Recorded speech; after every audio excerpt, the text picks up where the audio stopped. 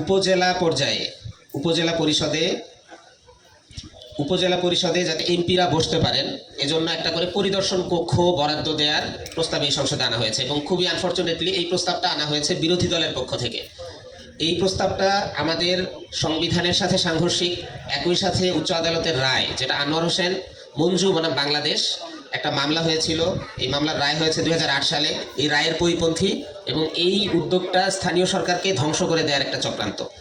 তো বিরোধী দলের যেখানে এই প্রস্তাবের বিরোধিতা করা উচিত ছিল সেখানে আমরা দেখেছি বিরোধী দল বরং এটাকে স্বাগত জানিয়েছে। বাংলাদেশকে একটা ওয়েলফেয়ার স্টেট হিসেবে চাই। এই ওয়েলফেয়ার স্টেট করার জন্য রাষ্ট্রকে মিনিমাম শিক্ষা, স্বাস্থ্য সহ অন্যান্য যে মৌলিক চাহিদা আছে সবের দায়িত্ব নিতে হবে। কিন্তু আমরা যদি আমাদের সংবিধানের দিকে তাকাই তাহলে দেখতে পারবো আমাদের সংবিধানের যে দ্বিতীয় ভাগ রাষ্ট্র পরিচালনার মূলনীতি, এখানে আমাদের মৌলিক যে অধিকারসমূহ শিক্ষা, স্বাস্থ্য, বাসস্থান এসবকে রাখা হয়েছে রাষ্ট্র পরিচালনার মূলনীতি আকারে, যেগুলো প্রোভাইড করতে রাষ্ট্র চেষ্টা করবে, কিন্তু যদি না পারে তাহলে রাষ্ট্রের বিরুদ্ধে কোনো মামলা করা যাবে না।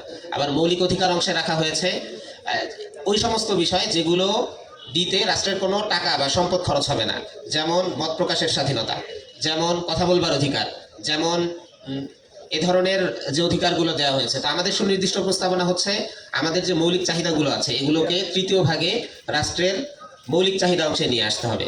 এবং আমরা দেখেছি 2013 সালে যখন সংবিধান সংশোধন করা হয় তখন একটা নতুন যুক্ত করা হয়েছিল যে মৌলিক অধিকার অংশে, যে রাষ্ট্র বাংলাদেশের প্রকৃতি এবং জলাভূমি সহ প্রাকৃতিক যে সম্পদ, এই সমস্ত সম্পদ সংরক্ষণ করতে বাধ্য থাকবে এবং উদ্যোগ নেবে। কিন্তু এই সংশোধনী যেদিন করা হয় তার কয়েকদিন পরেই সুন্দরবন ধ্বংস করে রামপাল বিদ্যুৎ কেন্দ্র তৈরি করার অনুমোদন দেওয়া হয়েছিল। তো আমরা বলতে চাই যে শুধুমাত্র আইন তৈরি করার মাধ্যমে বা সংবিধান সংশোধন বা সংস্কার করার মাধ্যমে সীমাবদ্ধ থাকা যাবে না। এ সমস্ত